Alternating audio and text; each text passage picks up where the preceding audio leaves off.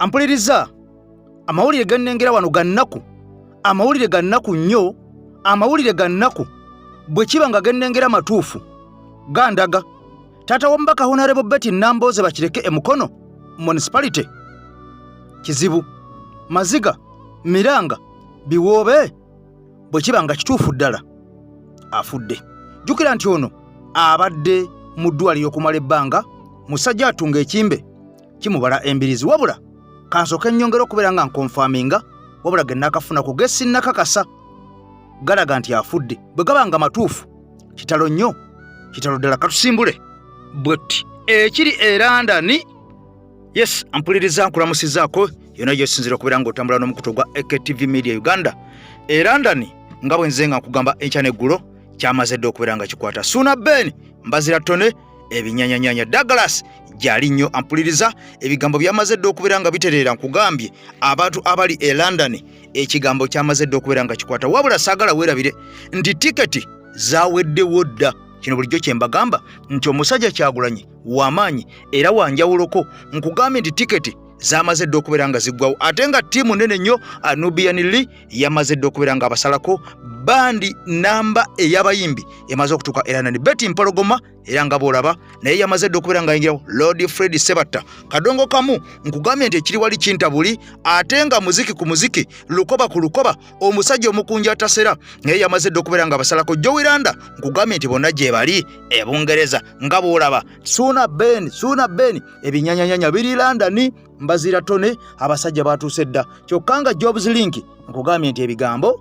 abyogerako mpozi ng'akyamiza bikyamye. Kakati nno ampuliriza bw'atyo President Kyagulanyi Ssentamu Amitembo yamaze dde okubeera nga naye awalampa olusozi olw'ennyonyi asobole okubeera nga abasajja bano abeegattako olwo basanyuse ensi ya Bungereza oba eggwanga lya UK. Kakati nno ne Mukerere waali abeere nga amwenya. Nze Eke Master emabega w'omuzindaalo tubadde mukano gange ampuliriza tubulanganyemu olunaku olwaleero. Kakati nno ensonga nkugambye tutandikidde Bungereza London eno festival emanyikiddwa nga UG Festival, ate nga nkugambye nti tiketi ezisooka eza konsati zennyini zamaze dde okubeera nga ziggwayo, era kati ne bw'oba ogyagala nga yaddagala togenda kubeera nga ogifuna okuggyako after party. Kakati yesigadde abakyayagala okubeera nga mulaba ku basajja bano nga bw'olaba nti mbazira tone yono yamaze dde okubeera nga ayingirawo. Ebinyanyanyanya nkugambye byonna biri mu ggwanga lya Bungereza UK. Kadi muganda nkakeeto ebigambo mbirekedde ggwe era ekiriyo njagala obeere nga okimpa live, kubanga nze sigenda kubeera nga nsobola okutirantina olugendo luno n'abasajja bagenze dda. Kati wulira webugenze okungerera olunaku olwaliro nga emiranga mu kibiina munda National Unity Platform ebigambo nga birungi si birungi, okwetolola ensonda ez'enjawulo empitirivu ennyo ng'ebigambo nkugambye birungi si birungi, kubanga okusinziira ku mawulire ge tufunye olunaku olwaliro gamaze okubeera nga gakakasibwa nti bannanupu bangi abayoleddwa, abagaliddwa, abasibiddwa, nga kuno kuliko ne Ssaabakunzi waffe kennyini olunaku olwaliro ono musajja atu asuze munda. Kyokka nga ekiri emubende nakyo kifumba mutuku, abaana bangi bayoleddwa era nga bangi bafunye n'ebisago era nga basuze munda. Kyokka nga olunaku olwajjo abaana bangi mwabalabye abakubiddwa emiggo, abamu bakubiddwa amayinja, abamu bakubiddwa amataffaali ku mitwe, era ogenda okakkana nga bangi ate basuze mu ddwaliro. Kakati nno embeera bwetyo bwefaanana ku kitebe kyaffe kya NUP ne ku kibiina kyaffe kya NUP. Amawulire malungi si malungi, amawulire amalala mugategedde ag'omubaka Honorable Shamim Malende ng'ebigambo naye birungi si birungi, era ng'ono ampuliriza aleese n'abikula ebyama, wabula nga sinaba kubeera nga nkutwalayo lwaki Honorable Shamim Malende bino byonna bituuseewo. Omusajja Fred Kajubirumbuye emyaka 2 emabega kino yakyogerako, yakiranga butereevu nnyo. Njagala nsooke nkweko emyaka 2 emabega ate bwe tugimalako nkukomewo butereevu nnyo ku kiriwo essaawa zino olunaku olwaliro. Kankomewo kambikuwe obyewulireko gye byava ate tugende mu maaso. Ngenda kusaba abantu bano babiri. Ngenda kusaba mukulu Ssebunya ne mukulu Mubiru James muve Nairobi nga nena bugisimufungize mbawadde essaawa 12 okuva olwaleero. Mubiru James Ssebunya oba ye boyfriend mbawadde essaawa 12 nga muvudde Nairobi Kenya. Nze saagadde kujja bbalumba kukola lutalo, njagadde kwogera nammwe ng'abantu bakulu. Information njina ano Kamara naye saagala ku spoilinga bijanjaalo, njagadde bawa advice. Reason being nti Shamimu Malende nga lawyer aina family kyekisokerwako. Ekyokubiri ensi mwetaaga. Nze nakola posting amazofuna information. Posting yagikula liwa double color live nekola posting abategeeza nti group etutte lawyer waffe nga tekuli wa family member, please with immediate effect mukomeewo muleke family yabo ikomuliki ekwata ku mukyalo oyo. Naye ngendo okujja okukola ekintu nga mazo gathering information esenga obungi nenga basijja kola live kankole post era ne wabeerawo abantu abajja mu comment nga boogera bigere bitakawata ne baganze bano bamanyi babeera nabo. Naye issue yange yino wano, issue yange esokeri bwete mbasaba n'obuwombeefu tujje abantu bonna bekyukakyuka mu kamera kyekisokera ddala tubajje mu kamera. Reason big abasajja ba NRM abatubidde emyaka n'abatusse bwe balwala beekweka nnyo to the extent sobola kumanya ddi lwagenda kufa okujja kufa balina drones bitumanya. Essaawa zino General Moses Sali bamukubikira tuyinza kutegeera nti afudde kubanga mulwadde nnyo naye tunalabako kifaananyi kyonna. Rebecca alitwala Kadaga mulwadde tunalabako kifaananyi kyonna somewhere wa information somewhere.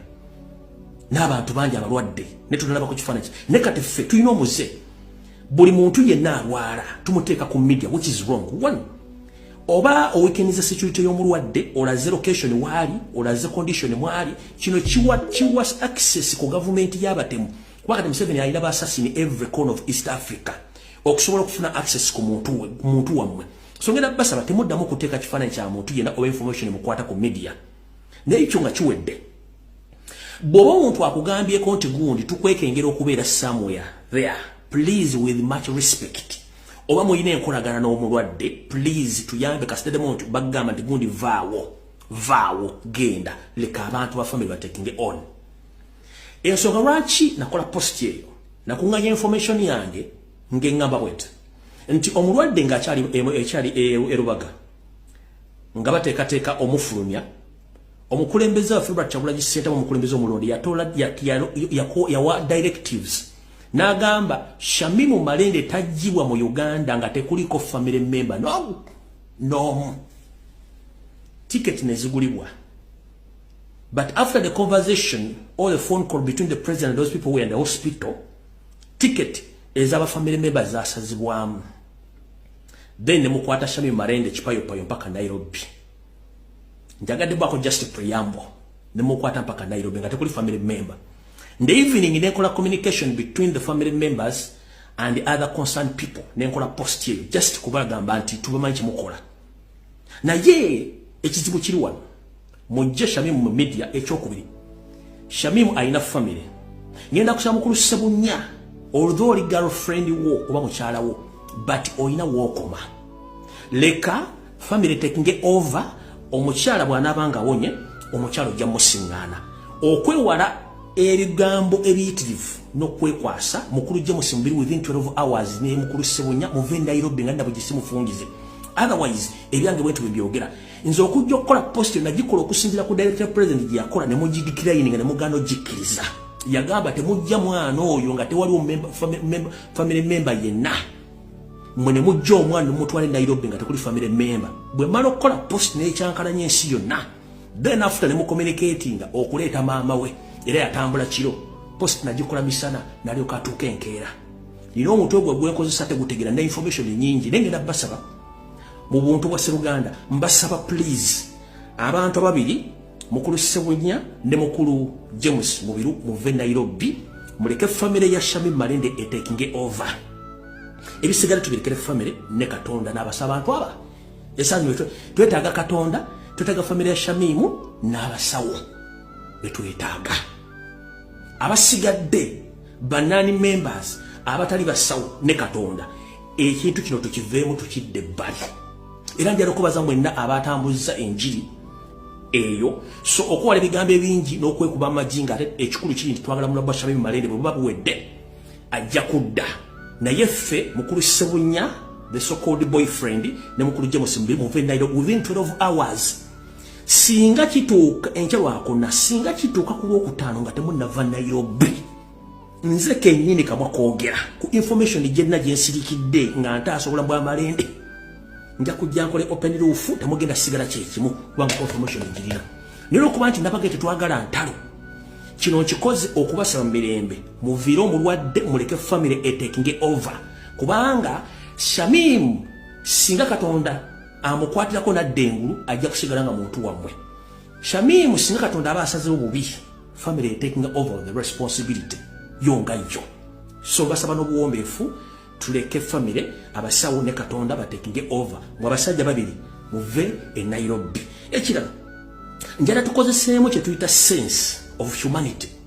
Mukulu Ssebunya mama bwaba yatuuse Nairobi ng'omusajja Omuganda, unless nga tuli Muganda, the moment mama w'omuntu atuuka mu kifo bwe tuyita Nazara mu Buganda, gw'omuvubuka baw'omuwala toteekeddwa kuliraana wadde nnyoko oyo azaala mukazi wo wadde mita eziwere 10 ng'omuliranye mu Buganda tekikkirizibwa.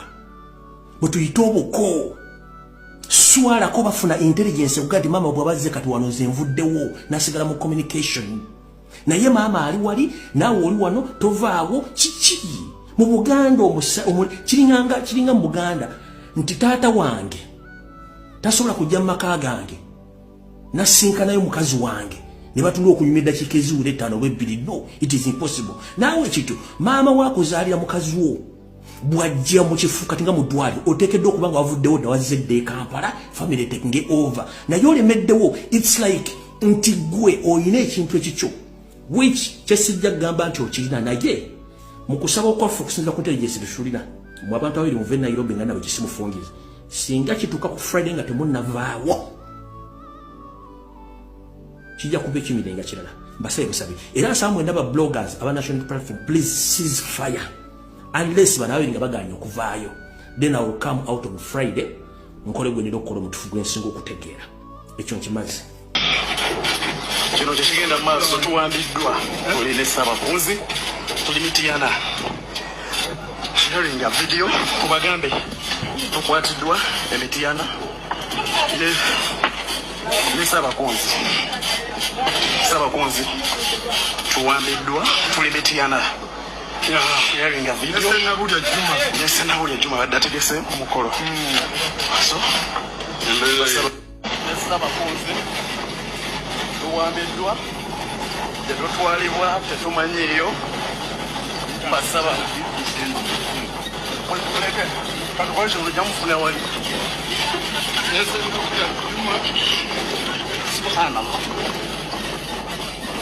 so kyekiriwo obudde bonna bwennyini tubadde tulimitiyana nga tuzze tongoza posta yaye eno yembeera eriwo ebusujju mitiyana oyo Ssaabakunzi basaba mu kisharinge Ssaabakunzi eno yembeera gyalimu right. Obudde tulina butono nnyo ate nga ebyokwogerako bingi.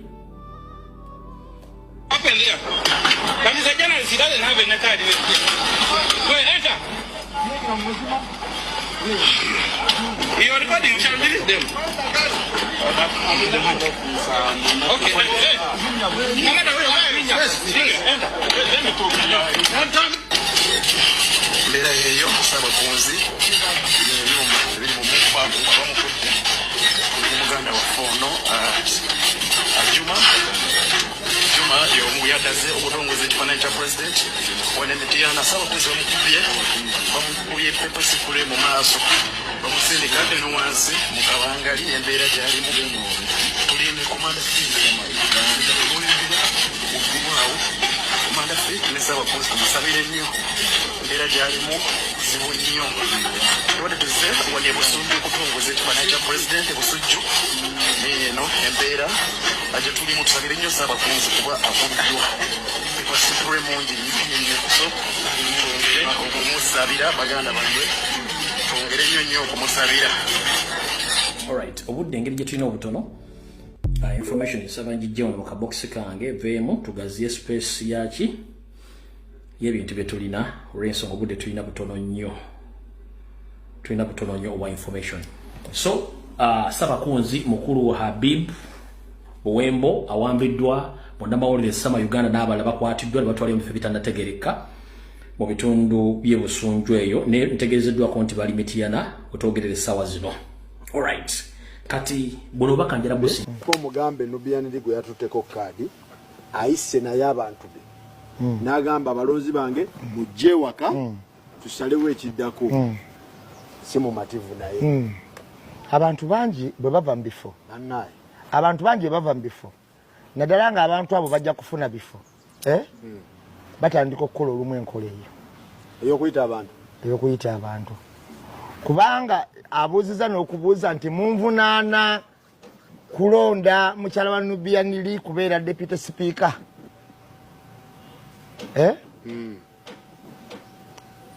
kitegeeza yalonda deputy speaker nga talonze nti alina bukugu wabula nga alowooza bulowooza nti waawa mukyala wooli waganja mb'okumusimbako Nubian Li kati agamba munsasuddewe mutyo na wa mukyala we kitegeeza teyalonda bukugu yalonda kuganja kati kamala okunyonnyola Nubian Li obulamu bwe bwonna wangalidde mu Nakawa mwazaalibwa mwakulidde mwapangisiza mwazimbye okitegeera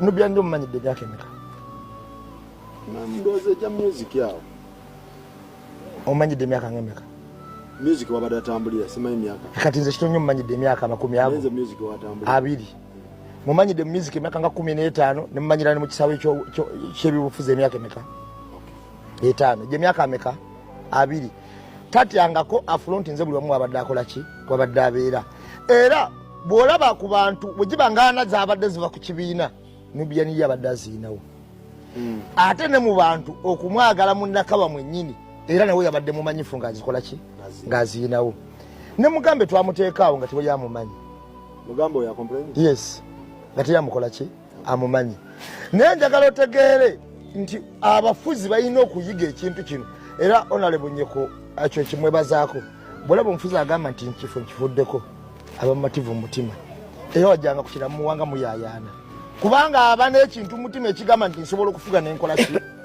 n'enkita okiwulira n'omulala najja n'akola ki n'afuga bw'olaba omuntu gwe bammye ekifo obanga bakizudde nga tawera bulungi n'olaba nga akompuleyininga kitegeeza oyo mu NUP abadde yanonayo kaadi abadde talina mutima gwa Wasseruganda guno ogukola kati mugambe abadde mulungi sijja mugamba nti abadde mubi nnyo akoze kituufu akoze bulungi naye bayinza okuba mulungi gwe baleese amusingako okitegeera okusinziira ku kyolina okuba nakyo ku kibiina ne kyolina okuba nakyo mu bantu ono alina okuba ng'akola ki ng'amusingako awako ne ku mukisa omuntu omulala kale akyali mwana muto ate ne gavumenti yaffe tugenda gikwata bamugambe balina ebifo bingi ebyokukolamu baleme kwogera mafuukuule kuba ngenda kubula ekintu kimu buli muntu yenna munanfuusa ava mu bukulembeze obalabye nga bakuba obukiiko nga bagamba nti ffe pulezidenti waffe twamufunye era katugenda kulonkinga Masaka katukole omukolo ogwagundi balabirawo nga bayozeza bayanise mu ttaka nga bevuluze bwevuluzi ekiwulira kati omuntu yenna alowoozesa omuntu nga tebamuwadde kaadi nti ye w'amaanyi nti waba yali w'amaanyi lwaki yetaba ate mu kugaba kaadi olunaku lw'eggulo pulezidenti Kyagulanyi Ssentamu bwe yawadde speech yategeezezza ensi nti tubadde tulina ensolima mpitirivu era y'ensonga lwaki mulaba ng'abantu abamu oba oli awo tebasobodde kubeera nga baweebwa tiketi yaffe eya NUP kaakati nno yakikkaatiriza n'agamba waliwo n'ensolima endala mpitirivu nnyo nga ffe kennyini abantu ba wansi fe abalina okubeera nga tuziteeka ku ttaka kiki yabadde ategeeza ono yabadde ategeeza bw'ogenda ku ballot paper okutiikinga tiikinga wali ambuleera kubanga ono waliwo ne barelatives be bataawadde kaadi tebagenda kugira ku kaadi ya NUP kaakati nno nga kiraga nabo yabadde tabeesiga kati wuliriza ebyalukwago ne inginiya balimu ezo ampuliriza tugenda kubeera nga tufuna bwino mu vidiyo yaffe ejja waliwo amawulire agabadde gafulumye gano nga gakanze bannakampala nga galaga nti inginiya balimu ezo mbu yandibanga yagala bivaamu wabula bino byonna ogenda bitegera lwaki weebiri era abaffe byazze bitya ebigambo bino okubeera nga bitambula bwe bityo kaakati nno pulezidenti Kyagulanyi Ssentamu Robert Mitembo olunaku olwaleero ayolekedde mu ggwanga erya UK nga bwe nzize nga mbategeeza mikwano gyange abatambulira ku mukutu ogwa AKTV Media Uganda. Pulezidenti Kyagulanyi Ssentamu ali mu ggwanga lya UK Bungereza oba gye muyita London era ng'ono yawerekeddwako omukunja atasera naye yasazeewo n'agamba kagende naye akweba Uganda omuziki kubanga omusajja ono y'omu ku beewaayo nga enkoko emira ensanafu n'agamba nze kankuba oluyimba olwa struggle oba mwagala oba temwagala nze n'ensi yange. Kaakati nno ono naye ku nnyonyi kwali butereevu nnyo olunaku olwaliro ng'ennaku z'omwezi 5 ene Uganda. Kaakati eri abasajja abangereza bannayuganda bawangalye mu ggwanga erya Bungereza mweteeketeeke omusajja yatusedde wali mu Modern Park waliwo UG Festival. Kaakati ono concert gyagenda okubeera nga abasanyusaamu okubeera nga mukuŋŋaana n'okubeera nga oba oliawo twongera okubeera nga twogera ku nsonga ezitwala ensi yaffe maaso n'okubeera nga twongera okusonda ettaffaali erigenda okubeera nga liyambako mu kampeyini ey'omwaka 2026. Jjukira nti NUP kye kimu ku bibiina ebitaweebwa ssente nga bwe mumanyi ebya IP za iPod. Kaakati nno nga tulina kwetakulya bwetakulizi nga nkoko tulekeddeawo okubeera akaana k'embaata. Kaakati nno bino byonna nga bigenda mu maaso mukwano gwange ampuliriza nkugambye nti Erias Lukwago abasajja batandise okubeera nga bavaayo abali siriyasi ne bagamba nti ekimala kyokoze okikoze sookoddeko ebbali kubanga musajja gwe tukulabye ebigambo ebikuvaamu ku luno bye bikuvaamu ne ku luli. Kaakati otandise kubeera ng'ozannya buzannyi twalowooza nti oli munnaffe era okolerera nsi yaffe oyagala ggwanga lyo oli munnakibuga akyagaliza ebirungi tugenza okwetoola nga musajja gwe olina kuvaawo. Era kaakati nno opinion polls wano ku mukutu gwa AKTV Media Uganda abantu balaga nti ebitundu 88 ku buli 100 bali ku inginiya bali mwezo eyasomerera okulaakulanya ebibuga eyasomerera ambeera z'abantu mu bibuga eyasomerera butya kasasiro bwakwatibwa mu kibuga. Tetwagala kuddamu kulira nti ekiteezi kasasiro yabunduse natta abantu tuleete inginiya bali mwezo era pulezidenti yabyogeddeko kansooke mu kwongere full speech nga bwe yogedde ku nsonga eno eya inginiya bali mwezo. Nkomewo muganda wange gwe wenna ali eyo bw'obeera osobola vidiyo eno gitambuze kubanga eyamba kibiina kya National Unity Platform gitambuze etuuke ku bekikwatako. Waliwo ekigenda mu maaso eky'obulabe ate abamu kye batannaba kutegeera. Kakati olunaku olwaliro tubadde ku isi nga tunominatinga inginiya bali mwezo Lord Mayor addako niye amawulire genfunye okuva mu bantu ab'enjawulo abamu ku bo nga balina ku mutendera gwa bubaka bwa paalamenti bannange balijesitwa be tulina mu NUP omusajja bangi yabayiseemu. Bano abasajja balemererwa okututeekamu bakandidates baabwe ab'enjawulo olw'okuba nti n'akakiiko kaffe EMC kakola nnyo naye kye baakola balaba ng'ekyo tukibasuuzizza ne bayitira mu balijesitwa baffe. Balijesitwa kye beekola eyo mu Greater Masaka ne mu Greater Luweero eyo mu bitundu by'ekyalo abaana baffe baafuna kaadi naye abasinga sitampu bakubirako bataafuna. Ekisooka balijesitwa abamu kugamba abamu babagula basobole okuba nga beekweka beebuzaabuza. Kitwala ennaku ezo 3 olwajjo olwaleero olw'enkyalo erusembayo okuba nga banominatinga abantu bano naye balijesitwa bangi bongedde okwebuzaabuza. Abaana babanoonya tebabalaba. Kati balijesitwa abalala sitampu bazikubirako abo abantu abataafuna na kaadi yamuwaddeyo sente n'omunoonya n'omuwaayo sente amukubidde essimu n'amugamba ninako obukadde 2 gwakonerako sitampu. Gwomutuufu ogenda omunoonya omulabe gwe ekibiina gwe kyalangira nti nno gwogifunye kaadi ng'oli yadduse dda yagenze. Jjukira ne bw'obeera ku lisiti ya NUP nti nno gwe baawadde kaadi naye nga sitampu togirina ku kipapula kyo ogenda eri mu isi bakukonfamingi obanga atayina kaadi. So balijesitwa abasajja baayise mu balijesitwa bakola omuvuyo era singa kyali kisoboka kubanga abasoso biŋŋamba b'e Masaka. Kati mbadde ndi awo n'ensanga ne Honorable Lutamaguzi n'aŋŋamba ekintu ekyo nange nakiwuliddeko kintu kikulu twogeddemu kawo ne Lutamaguzi n'agamba eyo mu bifo. Jjukira bano abantu bagamba mbuno baagala kweddiza Buganda.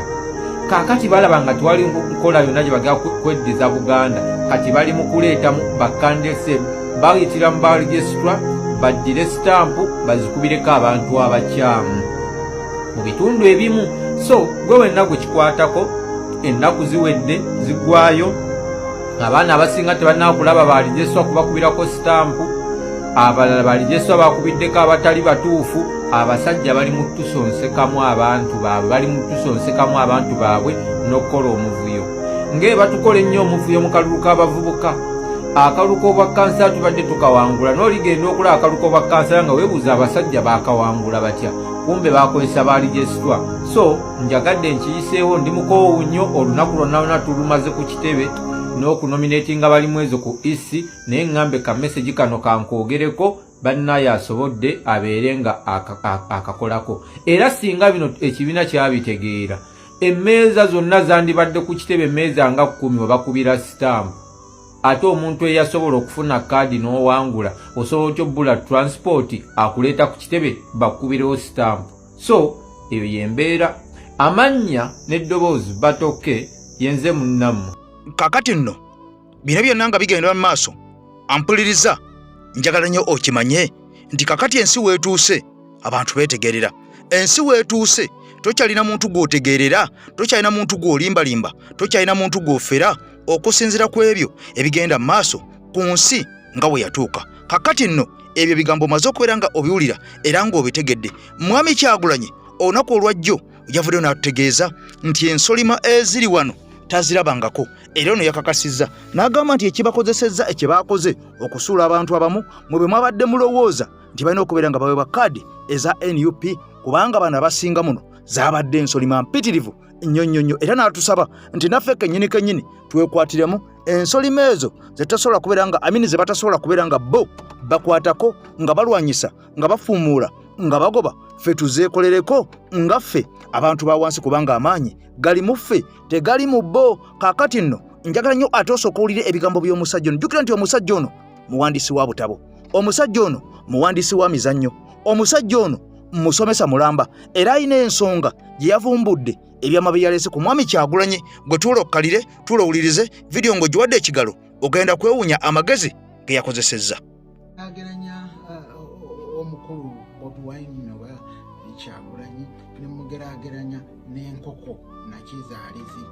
Enkoko eyo gye bawa amagi n'agatali gaayo naye gonna neegamaamira ate neegaalula bulungi.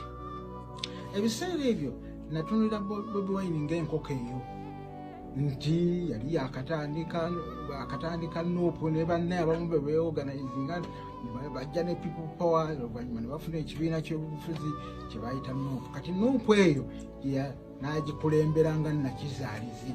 Abantu ne bajja okuva mu bibiina eby'enjawulo ne bagiyingira era bwe bagiyingira n'abamaamira n'abalula era bangi bagenda mu palamenti. Naye ng'enkoko eyo bwe yawula abaana abo oba obukoko bwe yaludde ne mubaamu obukoko obuwanga obwo bwe yabiika nga yo kennyini nakizaalizi yabubiika tebusobola kukula ne bulinyira nkoko eyo.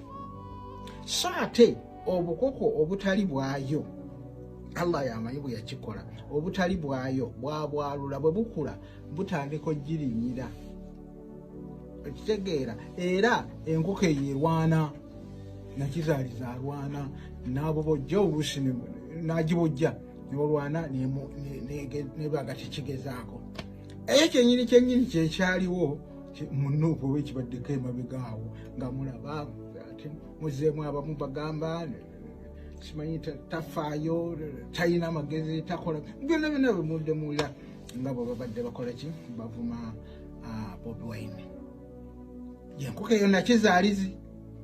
Naye ku luno ate waliwo era ekinyumidde era bangi nnyo bayagadde akole ki abaagadde abamaamire bafuuka amagi ne bajja abamaamire naye ku luno akitinze nga nkoko nakizaalizi ate ku luno akitinze ng'enkofu gye bayita ginifola abagimanyi enkofu. Enkofu ngezi ate enkofu eri tricky.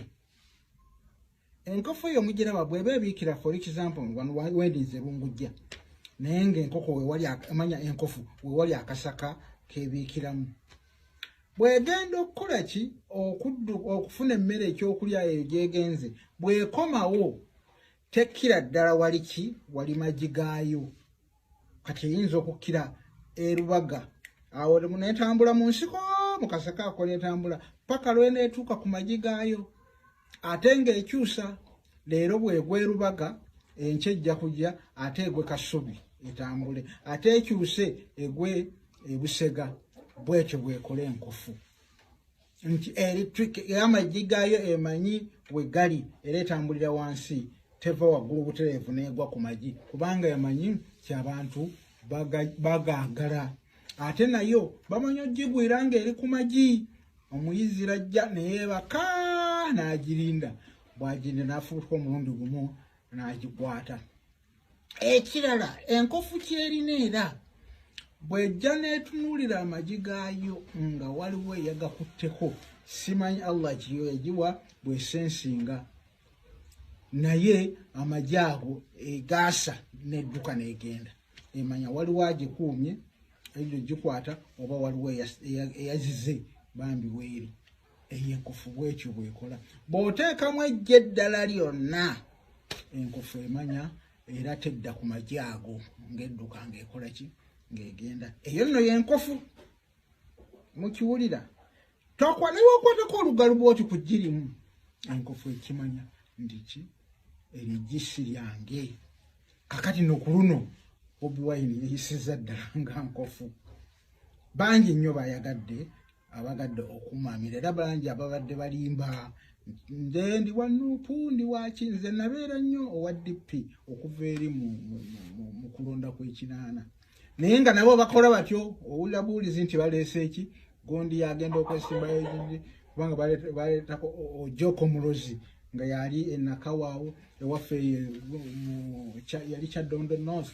gundi yaliyo ani Sonko netwala bulabi nga bo batuula ne bakola ki ne ba vetting abantu baabwe era nga tebikayana naye kati tumaze okulaba mu Nuupu baani abadde n'omutima ogwaki gwa Nuupu kyebatukoze ekirungi eki nti bino bisandise mangu omuntu agenda kulaba nti mubutuufu gwe nga gwe tolina amaanyi obadde ganagaani naga maama oba mother nkofu oyo ye Bobi Wine kitandise mangu era kati abantu balaba n'ogamba nti enkofu yamutegedde nono enkofu yamutegedde era afudde yatandise okukola ki okuyomba anange akano mukegendereze nnyo mwenna nti buli agambye nti abuseemu avuddemu tuddayo amaanyi si gago ogenda kulaba amaanyi gabaddewa oba amasannyalaze gabaddewa mwamugezeeko bwesimbewo naye nga kekebajjala kwogerako nti Bobi Wine yuli yali enkoko naye kati azze nga ki nga nkofu enkofu eri trike enoonyereza enkofu tesobola kumaamira kakoko girya nkoko oba lya kintu kirala oba lya nfudu obaki tesobola era emaamira yayo ate n'ekirala n'obwana bwayo enkofu bwekaaba ne bweba nga wakola otya n'otwala abaana bayo neneekaaba obwana buno ne buwulira enkofu emanya nti oyo ye maama yakaaba negenda gyali era abazirunda kyebakola batera okuddira obulo ne babuteeka mu matu g'enkofu erebe kuwulira kubanga lweriwulira maama waayo egenda kudduka ekole ki egende kale akagambadde njagala okwogera njagala okalowoozeeko nnyo buli gwe aba akoze eki buli gwe owa National Unity Platform kawulirize era okalowoozeeko kati leero yali nkoko nakizaalizi Bobi Wine yali nkoko nakizaalizi kati afuuse nina ensonga zange ku wakati wa Lukwago ne Ronald bali mwezo katusooke tukwata abantu babiri Ronald bali mwezo ne road mayor we Kampala Erias Lukwago muwulirize ensonga zange muwulirize ensonga zange sharinga video eno etuuke ku Lukwago sharinga video eno etuuke ku Ronald bali mwezo jengendo okukola olwaleero essaawa ziri 4 n'eddakiika 4 Lukwago wuliriza ebigambo bino Lukwago abadde nga ali akalulu mu kibuga Kampala olw'ebintu bino wammanga ekisooka Kampala ebadde yakoowa nnyo ekibiina kye bayita NRM nga waliwo n'abakungu ba NRM abakoowa NRM abawa Lukwago akalulu. Ekyo kimu. Ekyokubiri, Lukwago abadde ali akalulu ka Lord Mayor w'e Kampala ng'asinziira ku bukoowu bwa Nakampala bwe baakoowamu ekibiina ky'e NRM. Lukwago n'asinziira awo n'ali akalulu. Lukwago abadde ne bbeesi ey'abasiraamu mu kibuga Kampala ng'abasiraamu bagamba nti wano naffe ffe tulina okutwalawo mu kibuga Kampala ng'era okuba omusiraamu kizibu mu kibuga Kampala. Ezo ssatu. Ekyokuna, Lukwago abantu yali yabamanyisa nti looya yalina okutwala ekibuga Kampala mu maaso n'okuwolereza n'okulwana entalo. Looya yalina okitwala mu maaso. Eyo nsonga yakuna. Ensonga ey'okutaano, Lukwago ng'ali mu kibiina ekyalina obuganzi ekya DP nga kikyalina obuganzi mu kibuga Kampala. Ensonga ey'omukaaga, Lukwago nga bonna be baleeta okwesimba ku Lukwago babadde ba Kiboggwe. Twejjukanye Lukwago ekisanja kye ekyasooka yakuba Peter Sematimba akalulu ng'avudde from nowhere, nga talina bwagazi na buganzi mu kibuga Kampala. Peter Sematimba ng'ate ekibiina ekimudifendinze okumuleeta oba ekimusekendinze kyali kya NRM ekikoyeddwa bannakampala. Lukwago n'alya Sematimba akalulu, in fact mu percentage ya 90%. Bwe balabanga Lukwago tajja kumanya Sematimba tajja kumalako abe NRM, baakomyawo gwe bayita Ragadi.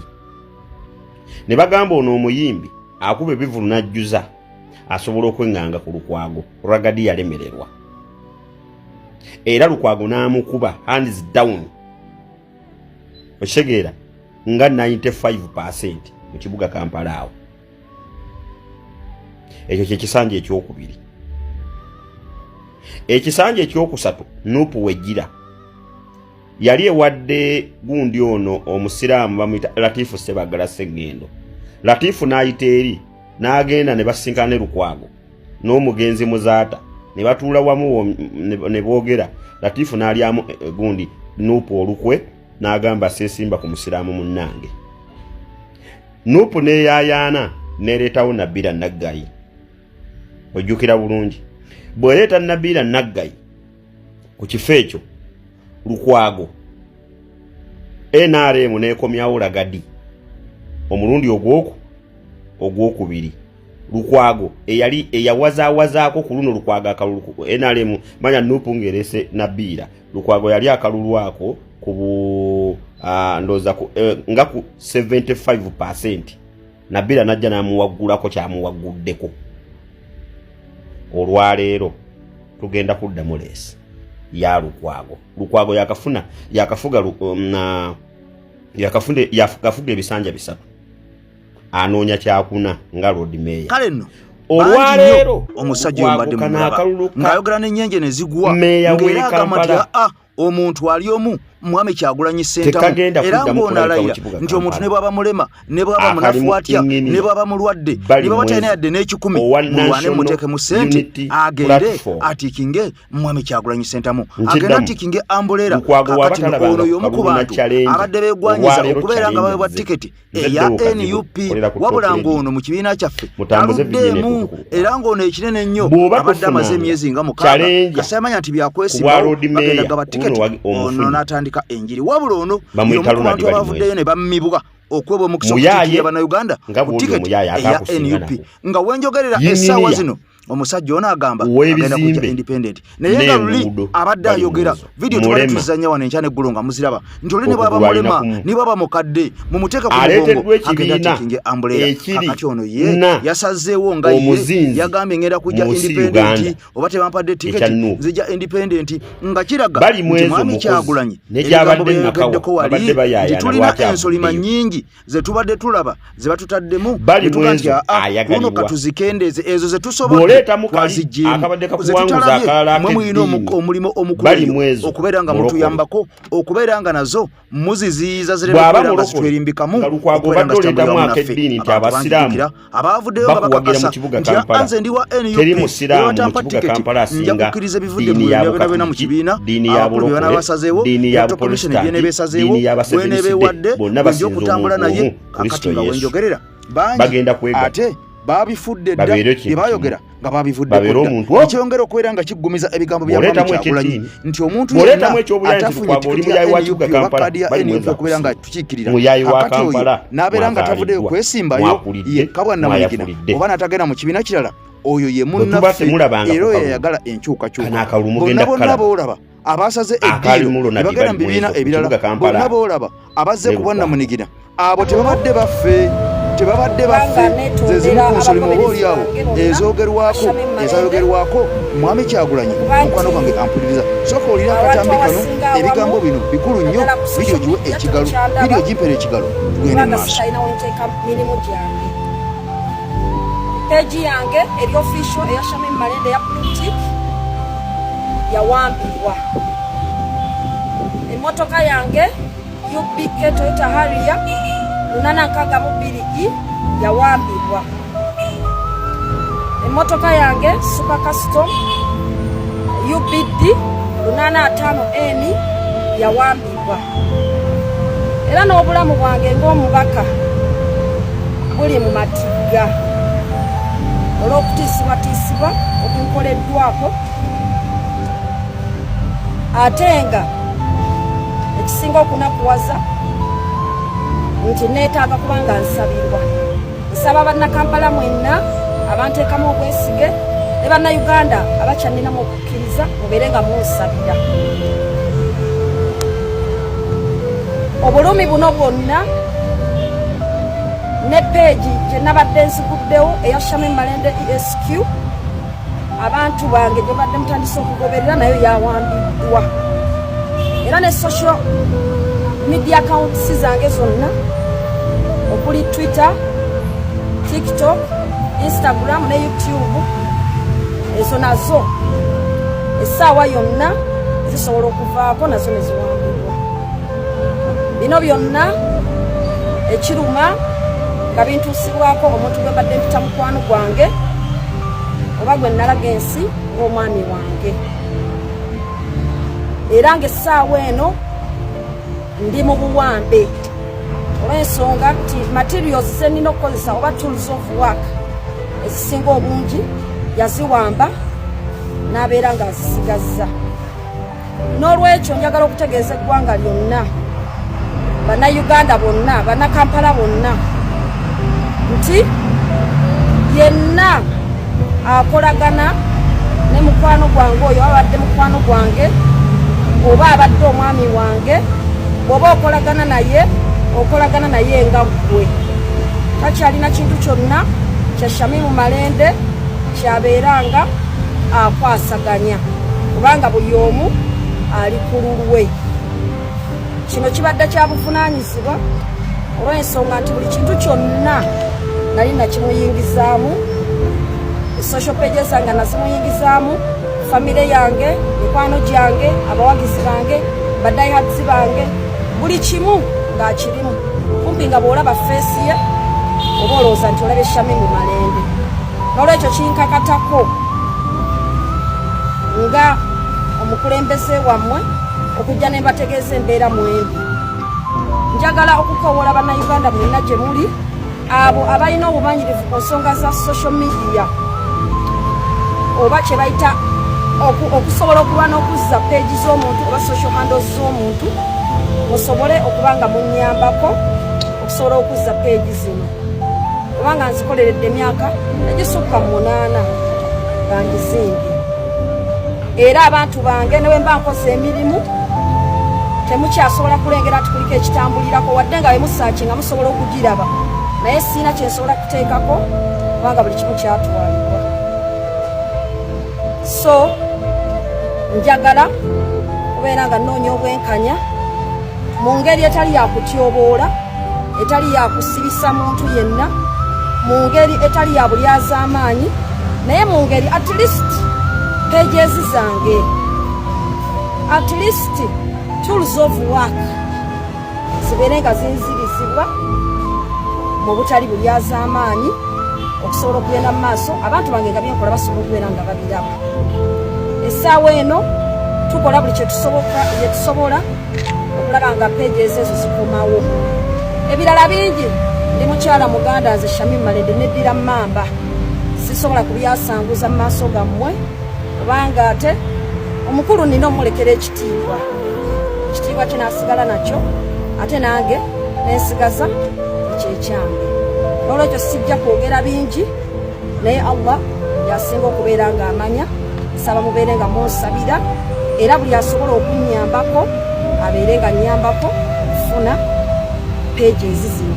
Ebyobugagga si nsonga, omuntu asobola okutwala buli kyayagala, naye tools of work kuli pages zange bafollowers kwe bali. Nsaba Mukama Katonda asaasire zibeere nga zikomawo. Abasinga naddala mu nsi ng'efugibwa Nakyemalira baba baagala okuteekawo oluuso embeera okusiigira abazungu oba bali ebweru mu nsi eyo nti eno kiri mulaala emirembe mingi. Mu Afirika bakandidate abasinga boolaba abasinga bajja okwesimbawo baba bazze n'ekigendererwa nti eri ebaayo abakumamu omuliro baba ne mukama waabwe baba ne mifaananyi ekine kye baba batambuza. Kanjagala nkuwa ekyokulabirako olwaleero kuba akajjayo empapula olwaleero abasinga wano bava mu Buganda oba wakyegendereza. Nali ntunula lisiti ng'abava mu Buganda baliko 158 ab'omu Buganda bonna wano eno. Naye kati kino kibalo kya gavumenti ekinene omuntu wabujjo kyatayinza kutegeera. Kimutegeeze. Jeno Museveni bw'ajja n'amanya nti Kyagulanyi wano yamusenza Luti nga Kikere. Luti we naze nankuba mpya. Ayagala lete ba candidate abasobola okutemaatema oba okunafuya ekifaananyi ekinene kya Kyagulanyi mu bantu. Bwana njagala nkuwulira olwaleero nti Muhammad Nsereka akima kidala kubwa president. Muhammad Munyagwa Mubaraka Mugati gwa bata akima kikubwa president. Mpuuga de mapuuga. Mpuuga akima kikubwa president. Wakati kyewuunyisa olwaleero nti bonna abasinga naddala babadde tebamwagalira ddala Kyagulanyi abadde bamusojja ku luwonzi be bazze okulaga nti nno bazze kuvuganya gavumenti. Naye nga nabo kennyini bakimanyi nti obulwe bafuna tebusobola nakukusa yadde enkoko. Mpuuga Onsereko Muhammad Mubaraka Munyagwa obulwe bagenda ofuna banaaba bazze tebukusa yadde na nkoko we babinyeebwa tebikusa nkoko.